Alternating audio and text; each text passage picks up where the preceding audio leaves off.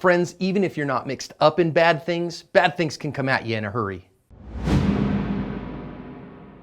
Hi everyone, this is John with today's active self-protection lesson out of the Bronx in New York City in the United States. Here we're going to see a 15-year-old kid who got into an argument with a couple of known gang members near his home, and the results are tragic. The news story on this one is highly important. It is linked in the description. I can't tell you enough to go read it. The victim here is 15 years old, and there are 5 attackers who are all grown men who they apparently had a verbal altercation just minutes before, and they are going to drag him out of this bodega a block from his house. You can see the guy closest to us has, a huge knife, and then the other guy comes in with a sewing machine with another knife and stabs him multiple times, and the third guy comes in with a knife. They get him a whole bunch, and then they're going to run off. Now, we don't see anything in here. They all ran off, and literally nobody stepped in to help this 15-year-old kid. And what we're going to see right now is after just a few seconds of him inside the bodega, he's going to come out, and we're going to be able to see that he's badly injured, including the slash on his neck there. And then it says that a bystander told him to run to the hospital 2 blocks away, where he made it to the front door of the hospital before he collapsed and did not make it.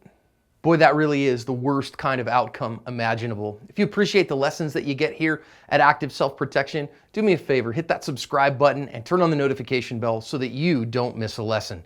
On this one, I want to talk about a couple of significant lessons.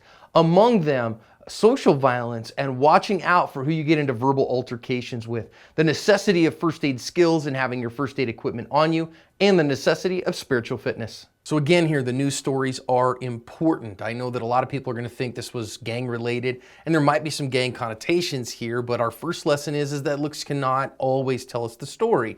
Because again, everything that we see in the news is that the young man who was the victim here does not have any gang affiliations whatsoever. He might have known a couple people who did, but at any rate, he got into an argument with these guys earlier. And when you get into ego fights with people, bad things can happen, which is why I always say verbal judo is so important to every self-defender's repertoire.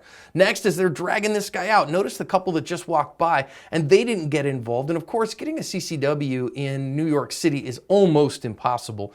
And it's not shall issue, it's may issue. And so I don't blame somebody for not getting involved when there are multiple armed attackers here. To overcome the bystander effect, you absolutely have to have some kind of a force advantage, and almost nobody here possibly could, so we're not going to give him too much of a hard time. Now, we're going to see here, he starts off with 3-4 attackers who come in, and he's on his back, and this is almost an unwinnable situation, friend.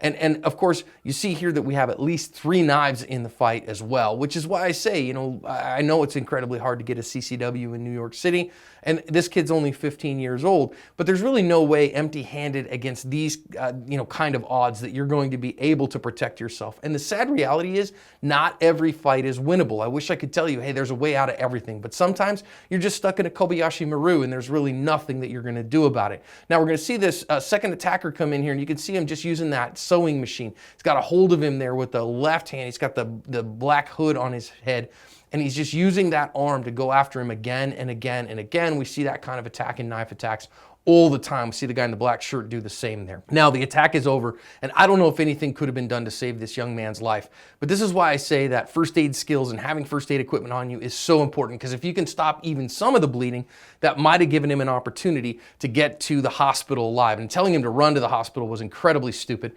because that got his heart rate up, got the blood pumping out faster. So getting some first aid on him, getting the blood stanched as good as you possibly can, and then getting him to the hospital was the answer here. And of course, finally, we have to talk about spiritual fitness, because this young man didn't wake up this day thinking that it was going to be his last day. And sometimes that's how it goes down. So you got to make sure that you've said everything you need to say to your loved ones every single day, that you never leave it unsaid, that you never end on a fight, that they always know that you love them, and that your relationship with Jesus is strong, because on the last day of your life, you're going to want to have that relationship, and you may not get the advance notice to have that. So make sure that those two are taken care of so that your spiritual fitness is strong, so that you can work on all the other stuff to cover your asp.